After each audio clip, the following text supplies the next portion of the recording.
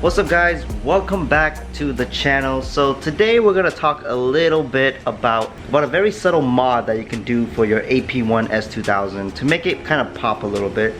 As you know, I own an AP1 and I do little mods here and there just to make it a little bit more than OEM. So I guess you can use the term OEM plus. A few months ago, actually maybe a couple months ago, I purchased an AP2 center console, and I really want to keep everything originally AP1. But I wanted to get an AP2 console because one, it fills up the center tunnel inside the car a lot more, exposes less of the carpet that I have in here. Mine's an 01, so it has carpet. I think it's 03 and up, or maybe 02 and up, came with leather. I want to get a red leather one just to clean it up a little bit, but for the time being, I'm just gonna go ahead and just rock the carpet. But the AP2 console is definitely gonna clean it up a little bit more, and you know, it's just overall really nice. And one of the things that I really liked about the AP2 console, it comes with a cup holder, actually two cup holders. AP1 only has one. So before we get into the install, I just want to go ahead and show you guys how it looks right now. I actually took my time to take this whole thing apart and clean it up. Last owner probably spilled a ton of coffee on it or whatever, but I took it apart. I even unbolted these two plastic pieces right here and I rewrapped it. I use Vivid epoxy carbon fiber. It has a little film over it. As you can see, the film, I guess moisture got under here and is bleeding through. Hopefully that will evaporate over time, but it's been sitting in here for probably about a week and it hasn't gone away, but it's okay. I can live with it.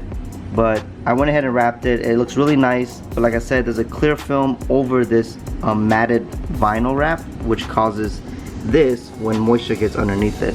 This part wasn't even wrapped in leather, the OEM leather. I guess it deteriorated and fell apart, so I ended up going to Michael's to buy a sheet of like craft leather. So I bought that, but unfortunately it wasn't big enough, so I went to Joann's fabric store and I bought 1 yard of this same leather material for the same price as that little sheet that I got at Michael's. So definitely saved some money here, and if I messed up I can redo it. Took my time doing that. You know, I had to cut out a foam to add the cushion, so just to make it more plush and you know, really nice when I rest on it. I also had to glue everything together, and before I did glue everything on, I vinyl wrapped it with a sheet of red vinyl that I had, just in case I did mess up. I can just peel the vinyl wrap off and then don't have to deal with taking off the glue from the plastic. That's something my girlfriend told me that I should do, and I did it, and I thought it was really good advice. So after a while, we laid the vinyl. I glued the vinyl. I sprayed adhesive vinyl on it. This 3M industrial grade adhesive for fabrics, and laid that foam piece on there. It pretty much tacked on and dried real fast, and after that I put the big oversized leather material on top of that, and I just kind of took my time and slowly worked the corners, all the edges. I started on one side, sprayed it heavily, laid it down, pulled the leather material and laid it down to make it, you know, more snug and, you know, just really clean. If you don't pull it enough, it will not give this nice rounded look. So you know, I rushed that and it looked pretty good, so I did the other side the same way. And then the front was a little more tricky. As you can see, there's a lot of wrinkles and stuff. I think mainly because I have a thicker pile in there of cushion than the OEM factory ones, or I just really suck at, you know, working in leather. I've never done upholstery before, so this is my first time, and it actually turned out pretty nice. I just bolted everything back together, and I want to go ahead and just put this into the car today. It's been sitting in my toolbox for a while. I've teased it a couple times, and I think it's ready to go. First things first, gotta go ahead and remove the shift knob. I think I've made this video before, but very straightforward.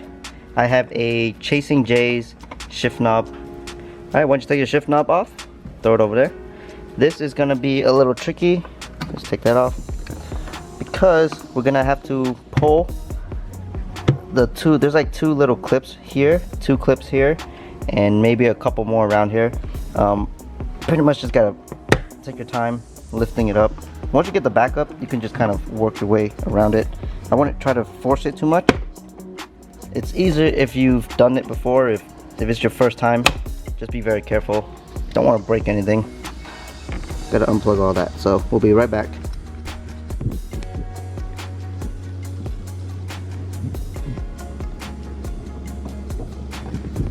Okay, so as you can see, this is the AP1 center console. A lot smaller, a lot simpler. One cup holder, whereas this one has two. I did make sure I put the hazard and the roof both on the same way. You can see the subtle differences from the AP1 and AP2. AP1 smaller and rounder.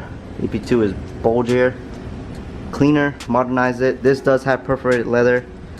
This one does not. This just has the tumble leather.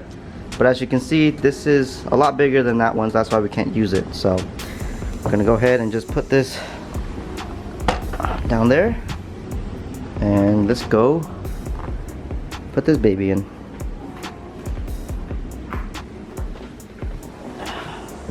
Should be pretty straightforward.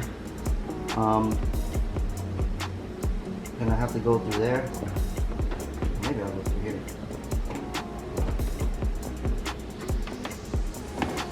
Okay.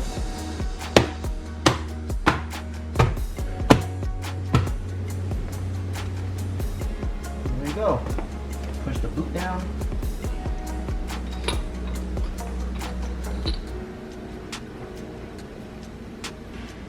Alright guys, that looks gorgeous.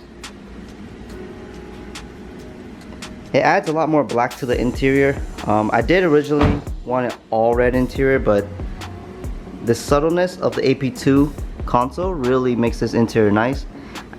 Remember, I do have a CR door, so that strictly authentic OEM AP1 door is gonna get changed once I figure out how to take the little cotter pins out so I can swap the door.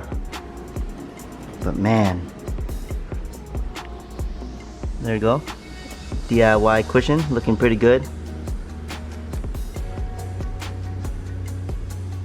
Little close up of the carbon fiber. It's pretty fantastic. I mean, vinyl is gonna be vinyl. It's not gonna be perfect, but you can get away with not spending too much money on the, you know, aftermarket real carbon fiber fiberglass that people sell.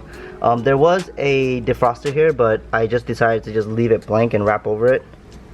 Looks a lot cleaner too.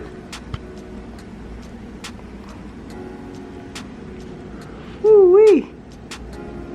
So I hope you guys learned a little bit of something when it comes to installing consoles and little small stuff like that in the S2000. It's a very simple car, very easy to work on. Those of you guys who are wanting one or want to own one, you know, just do a little bit of research and see the options there. You can just pretty much interchange almost everything between the AP1 and AP2. You can just mod it the way you want to, you know what I mean? Like, this just something I've wanted to do for a while, and I think it looks really clean in there.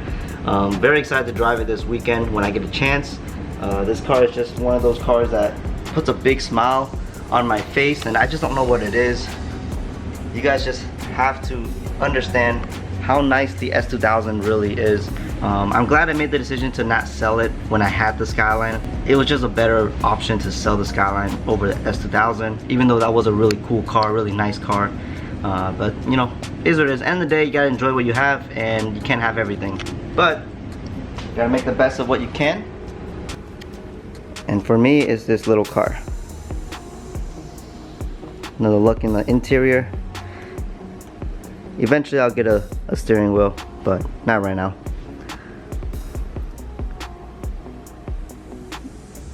Too clean.